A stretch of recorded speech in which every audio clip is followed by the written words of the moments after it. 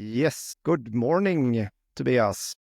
Good morning, Fredrik. How are things?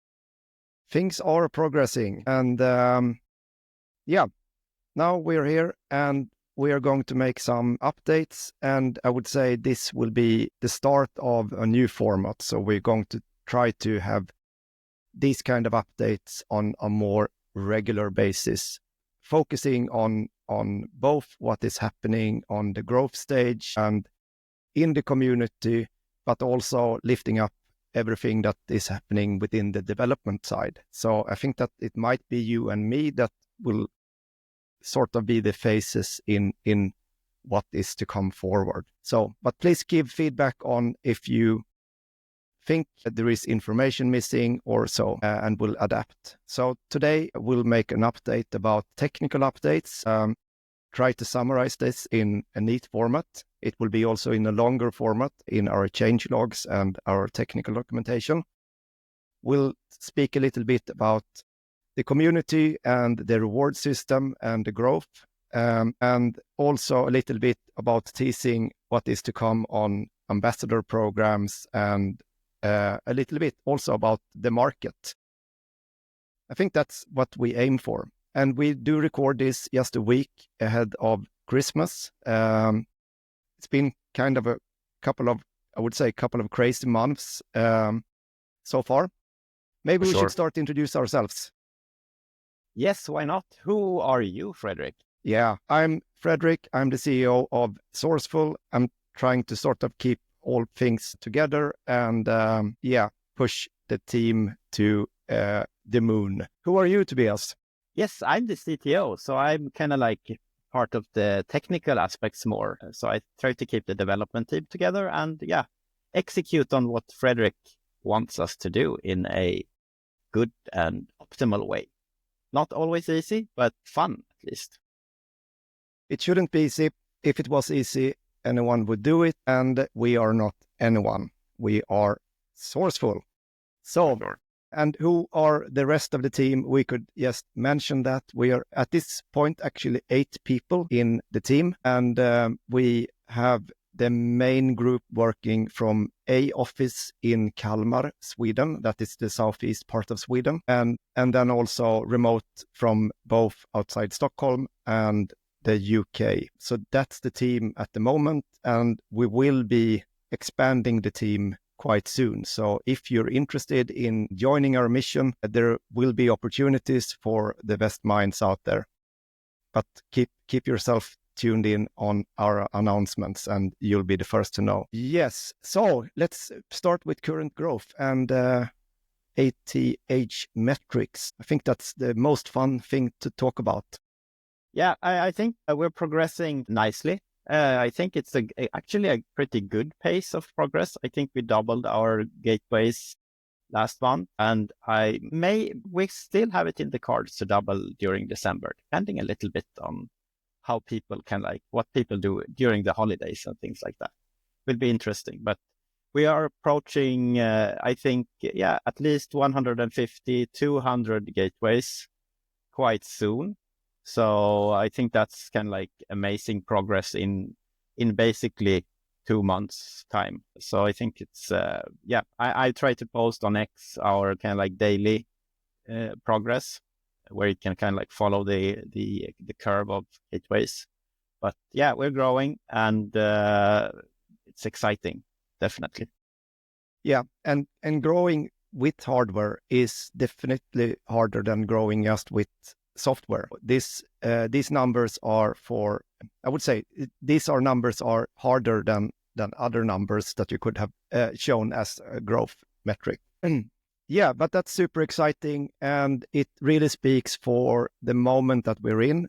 If we look at our project, we've been building, and now the time is to sort of start the acceleration. So we are at that just perfect moment when we are ready to accelerate.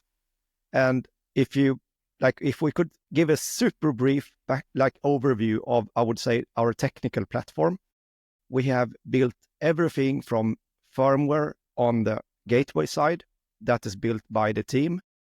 We have built the backend. Everything is built by the team. We have built a mobile app.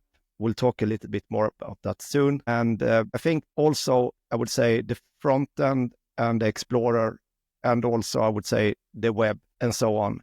So all the pieces fit together, and it's kind of cool that it takes some time to build this kind of complex system, but it is now done. And we, I would say, are in control of every piece at this moment, which is super cool. Yeah. We have a lot of exciting stuff, kind of like now all the kind of like the pieces of the puzzle starts to kind of like fit together.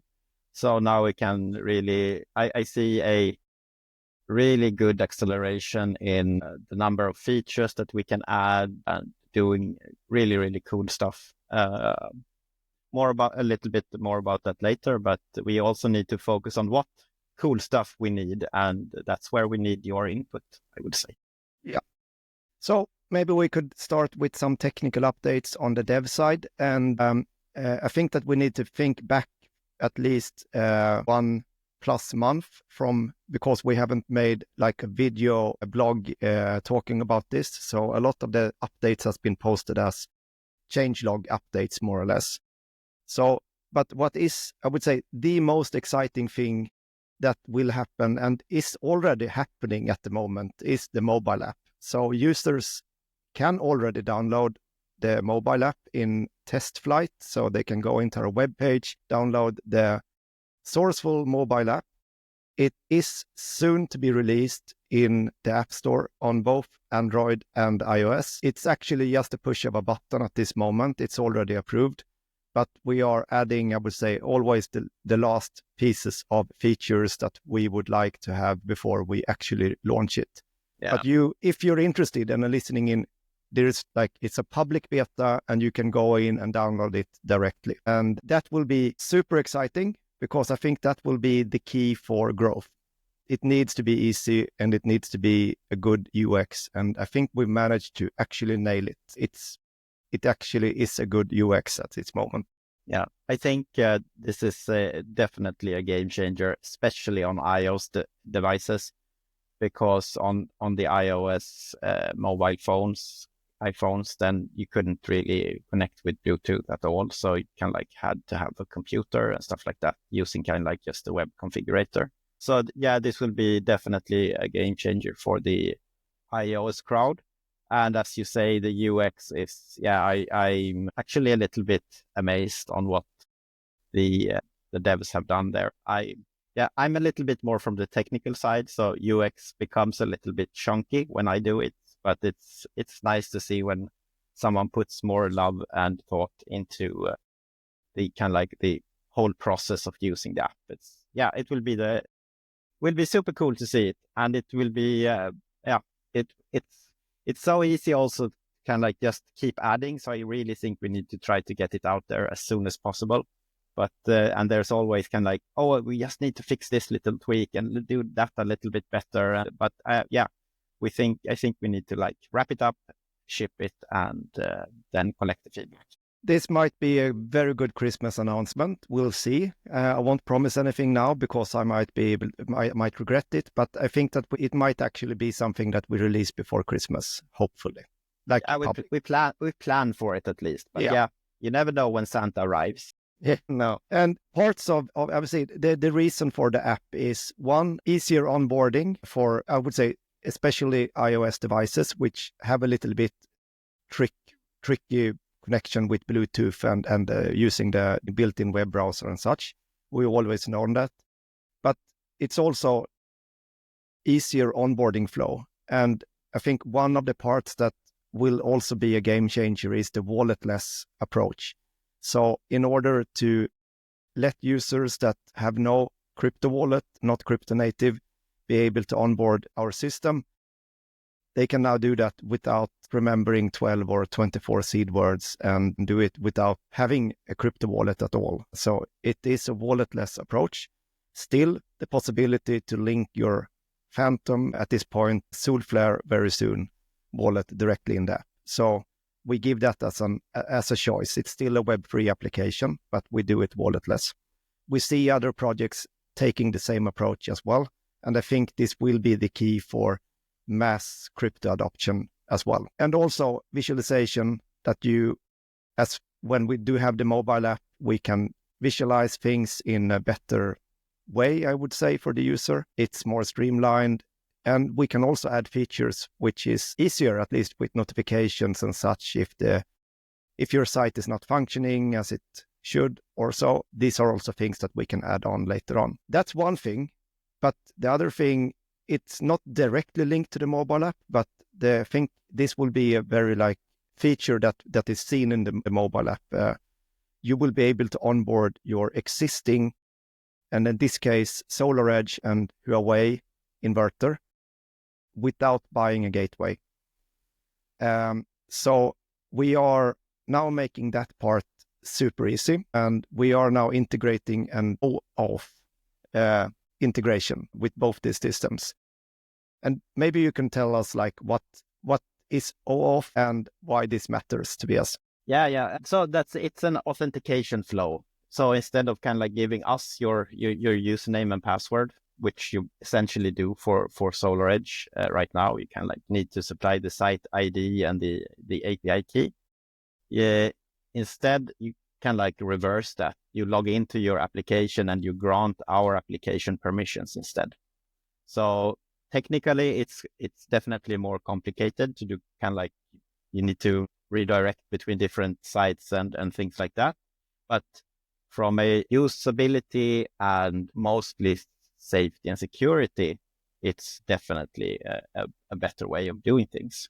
So we will focus on Huawei first and then migrate to the SolarEdge OAuth also as we go along. I think the SolarEdge is also part of their version 2 of their API. So currently we're using the version 1.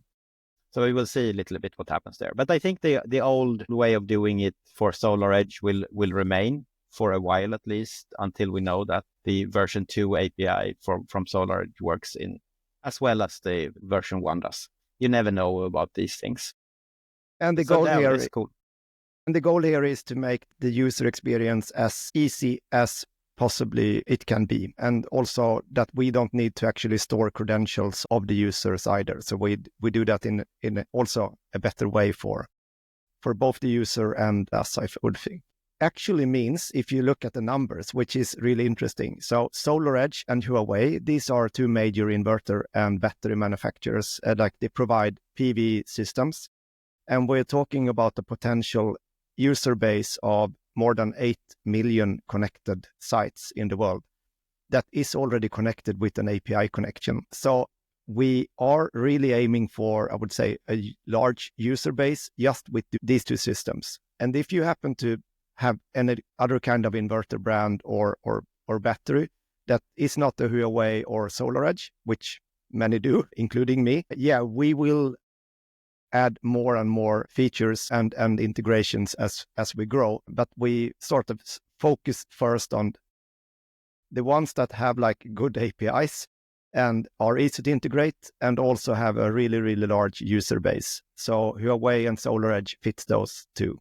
That's the reason why we don't have other brands at this moment. It's also, some brands are also really, let's say, challenging to communicate with.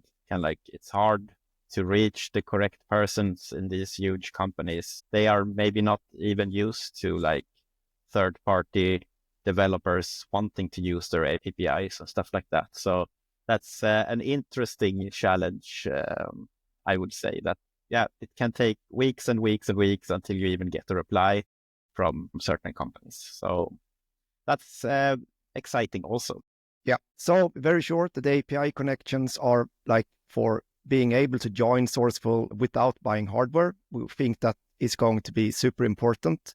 The users that only rely on an API connection will still be able to get rewards, and they will still be able to use the app, and they will still be able to receive rewards for that they are providing the data to the system. But there is this thing. We cannot rely on the API, the cloud API, in the same extent that we do with a gateway. The gateway will unlock, I would say, a lot more features on a local hardware level that we cannot do with the API, at least not for SolarEdge and Huawei. So that means that the user that has onboarded an API connection actually will be able to buy a gateway and add that and receive more rewards and also get better data. I think that's also one of the parts, like you can also control and do a lot of more fancy stuff. So the gateway will still be, I would say, the core that unlocks the big value. But now we have a very, very easy way of actually joining in. And we use this data for validation as well. So a site that has both an API connection and a gateway is worth significantly much more for the network, because it will be significantly harder to game the system as we're pulling in data from two sources. And also the quality of the data will also be better because we can see it from sort of two different data sources and link them together. So the optimal scenario is that you have a gateway plus an API. These users will get the most rewards when we sort of progress into the new tokenomics. We also have a very exciting update, and that is multi-DER capabilities. So maybe we could just say, what is a DER?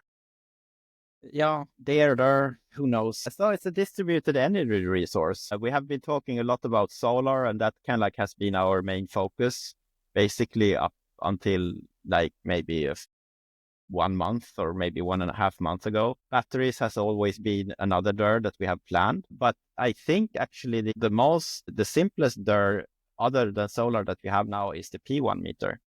That's also kind of like the release of the app will allow for integration of different P1 meters. So you can have a meter also to collect data of your energy consumption. So that's really, really cool. And also multiple DERs also include having multiple devices. So we have some sites where you have multiple inverters, and before we had multi-DER, you needed to essentially buy one gateway for each inverter because it was like a one-to-one relationship there. But now you can have one gateway and you connect all of your devices to that, and that gets transformed into the correct data in our backend. So if you connect the P1 meter, you get the meter DER. If you connect multiple solar installations via your different inverters, you get the solar DER, and so on and so forth. So that's really, really cool. It also opens up for really nice visualizations, kind of like you can look at the phases of the P1 meter, for example, the energy meter. So you can see that, this phase, I should not put more strain on that one because that's one is on the edge, or whatever you need to do. So that's super cool, I think. Yeah, and you directly like multi-DER, that's obviously something that we can now handle more and more resources. So the gateway is sort of let's say, the unifying endpoint for many different resources behind the gateway. So, and obviously each DER has its own value. So it will actually be like if you have a battery, if you have a P1 meter, and also if you have an API connection, a solar, like these things add up, and they are each individually valuable by, I would say, the system. So the gateway will be, receiving rewards in different manners depending on how many DERs and what they provide to the network. So our main mission is obviously to sort of connect as many DERs as possible, but it's not selling as many gateways as possible. Like the DERs, the resources, that's the value. The gateway is just a means to get that value.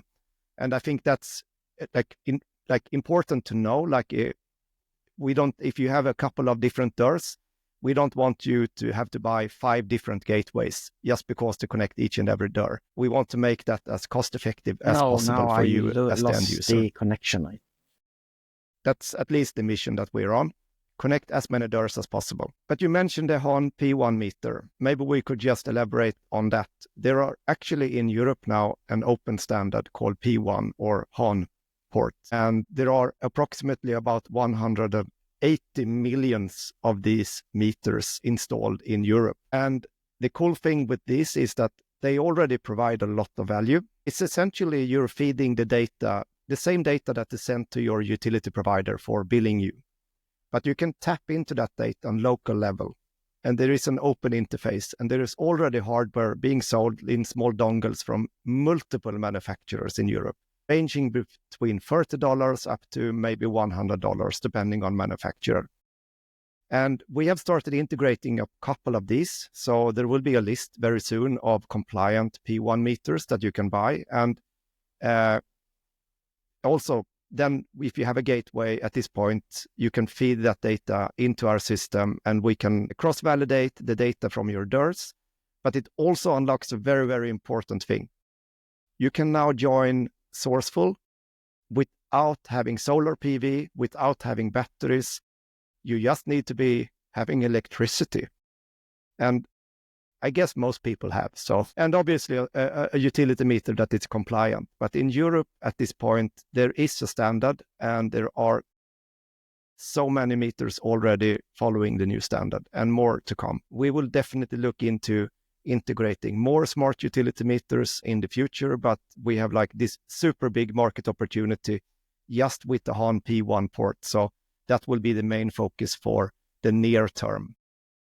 Yeah, I think it's also it's so easy to just plug in this meter into your utility meter. So that's kind of like a big thing. We have these clamp-on meters also, but yeah, then maybe you need to make a more advanced installation and things like that. Maybe even an electrician could be needed in some cases. So the P1 meter is definitely more user-friendly in that as well. Yeah. So a lot of things are happening on the technical side and more to come. But let's talk a little bit about evolution of rewards system. So we have been living in this beta period for quite some time now. When we are now distributing points, there is no real token at the moment, and that is a strategic plan. You don't want to release a token too early. At least that's the advice we get from people that supposed to know these things. And so we're in this point system, and that means that it's actually really beneficial for the people that are early adopters to come in and get these points, because they will later on be converted or claimable against the real token. So the same dynamics still is there. Like if you're early and if you're an early adopter and you get these points, they will later on will be sort of converted, or I think we'll do a claim system, but they will be able to claim them against a token at the TGE. That's token generation event. And I won't drop like when now, because there is a little bit, we don't know exactly when that will happen, but it will definitely happen next year. And we are working on making that happen as soon as possible. And I would say that it is dependent on the number of community members and growth we get. So that's, I would say, a very important metric for us. So the faster we show substantial growth and the faster we show us like big numbers in the number of DERs, the faster we also get to a TGE. That's one way to sort of say it without saying an exact date.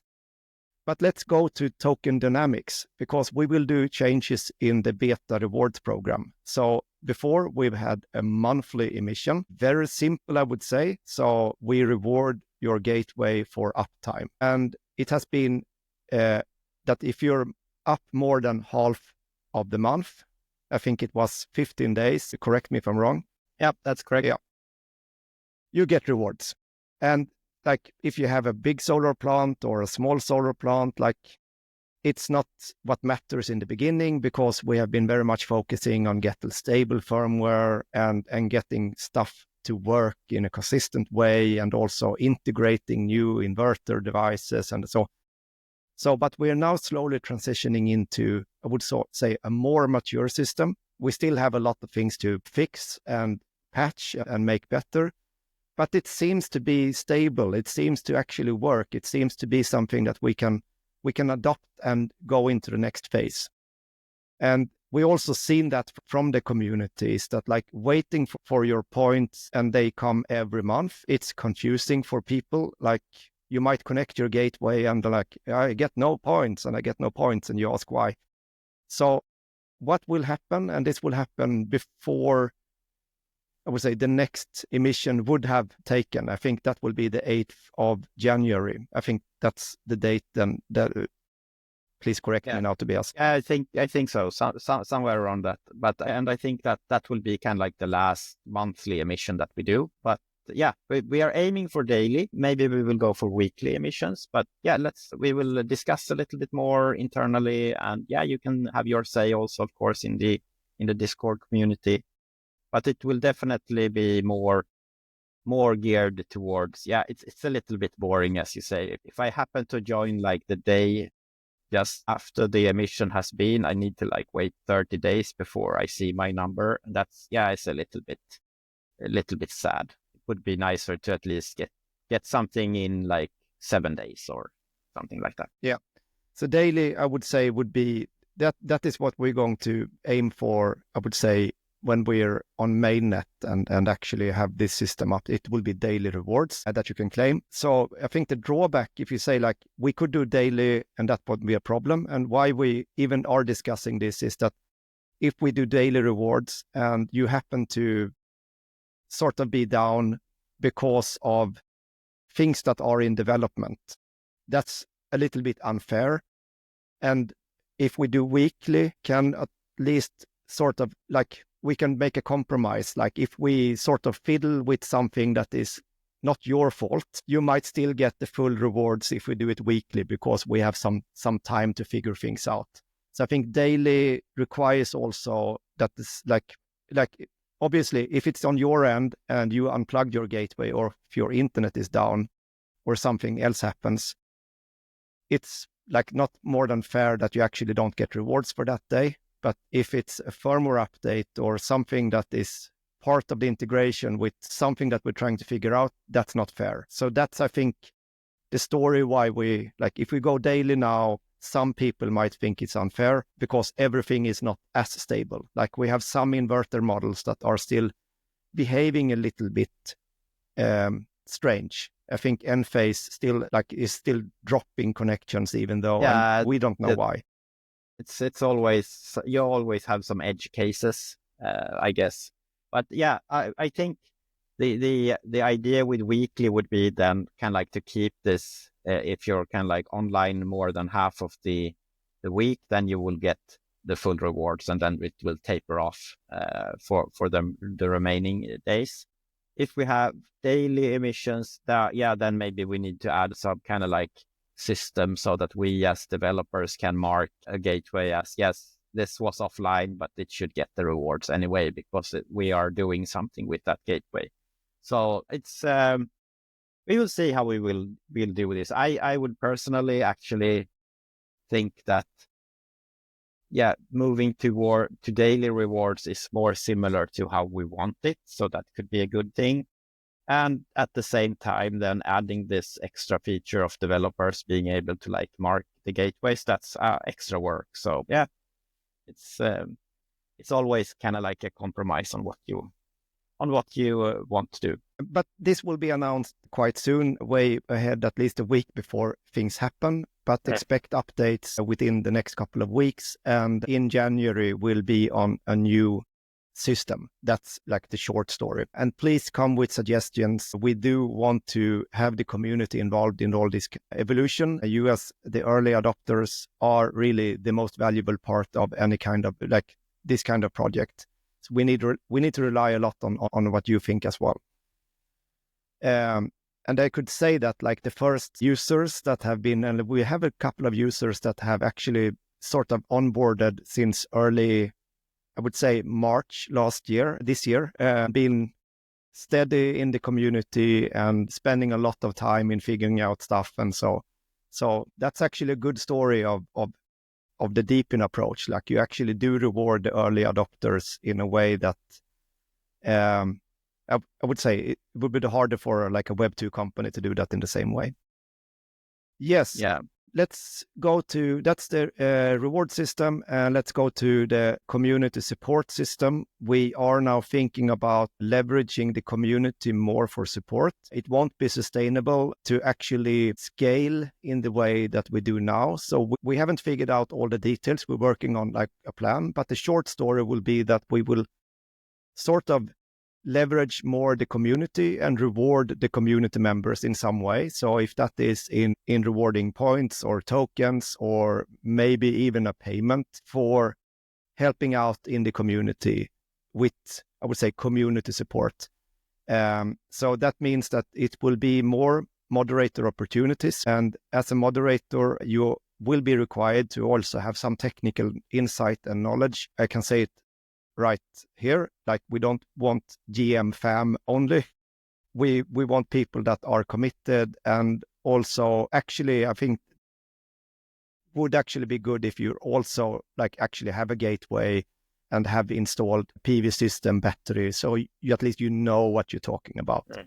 So, and we've seen quite a few people now that actually are these kind of people, and we'll try to bring them in more closely and create a system which makes the community be rewarded for the support. So that's the short story here. So we will sort of rework how we do the community support a little bit within the next few weeks as well. So there will be changes here. We can also talk that we have announced a teaser about the ambassador program. So there will be an ambassador program that is launching also very soon. Details will come, so I won't spoil this here, but we'll have an ambassador program where you can become an ambassador of the project and also get some rewards for that effort.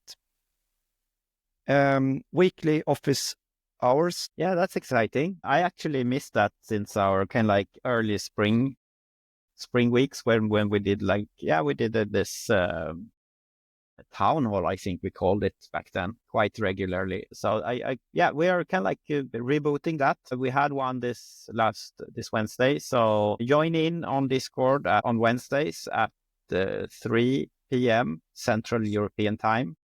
And we will have like an informal meet. We can talk about basically anything.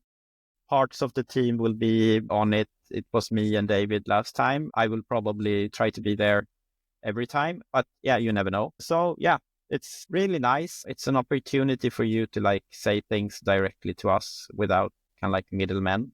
So that's good. I think I enjoy that a lot.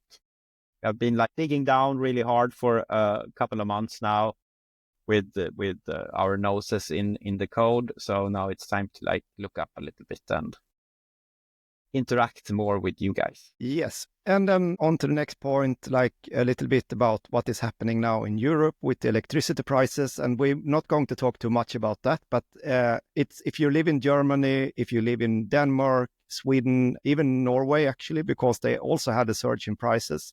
But things has been pretty extreme the last couple of days, and we're now talking about 12th and the 13th of December 2024, if we want to keep an historic record of like what am I talking about. But we had, I think, almost like 930 euros per megawatt, I think, as peak in Denmark last day. And I think this is, I'm not sure if this is the record ever, but it's like on the top here for an hour in the system. And why I'm saying this is that what we will see happen when we have this kind of super extreme price fluctuations, because there is no wind in Germany and it's cold, and we will, as the system looks now, we will see more of this. The more renewables will see more fluctuations in prices, and also different markets interacting with each other. This makes the case for flexible resources even stronger. It makes the case for internal flexibility even stronger. And internal flexibility is actually what happens behind your utility meter. And essentially, if you have a battery, you can leverage that battery in maybe charging the battery at nighttime when the prices are low, and then save that power for when the prices are high, the same 24-hour period. That actually means that you can lock in the lowest price of the day for your full day. That's already possible with home automation software, and a very, very few, I would say in battery manufacturers that provide these kind of services. I think there are very, very few, but these will be even more important. And I'm going to say that these will be parts of what we might focus. There's so much things to focus on, but exactly this is why the gateway. So if you sort of think like, why would I ever want to need a gateway? These parts of internal flexibility and external flexibility, the gateway itself unlocks all these potential values. then it's just a software upgrade or an add of a feature that is needed. So we are, I would say, super uniquely positioned now in the market. And when we have these super big price variations, people are angry in the news media and like blaming each other in political parties and such. I see a huge market opportunity. And I also see that we are at the exact right time for building what we're building.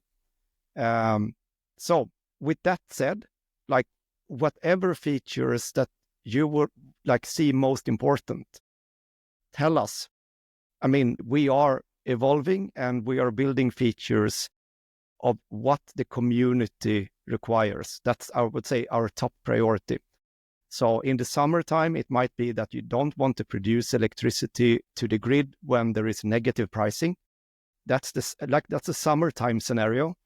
In the winter time, it might be a different scenario when you, like, as I said, want to sort of get as low electricity price during the day by sort of leveraging the resources that you have. And it could also be that you want to participate in external flexibility. That means that, okay, my resources can sort of be outsourced to a different party, which is the grid, for frequency regulation. They are willing to pay for that as well. And all these pieces tie together. It's all about flexibility. And that's a super hard problem for a company to actually do all at once. It would be a challenge for us as well. But we do have a different approach. Like, main purpose here is to give as much value as possible to the homeowner. That's our mission. So for sure, with that said, like, soaring electricity prices, yeah, don't be sad. Like a meme coin. It's like a meme coin. Yeah, it's also the best validation and the best market opportunity ever for what we are building. So that's also another way to see it. Yes. Great. And you touch a little bit on feature requests. So I would just like to reiterate that once more. Yeah, do suggest things that you want. It can be really, really small things. Can be just, I would like to see this tweak, or I would like to see this visualization of my data, or why can't I see what my production was like 2 months ago in a good way, or things like that. So it does not need to be these kind of like huge features that will take a while to do. It can also be really kind of like small things. Small requests are also good to suggest. Yes, I think that we've covered at least the notes that we had. We have now at plus 40-minute mark, which is longer than we aim to have these updates. In the future, you would expect these to be shorter. Yeah, but we had a lot to cover. Let's aim for shorter. Yeah. So with that said, I think we've always said, like, your energy, your power in the end. Let's try to say that, and then we'll end it. So your energy, your power. Sweet.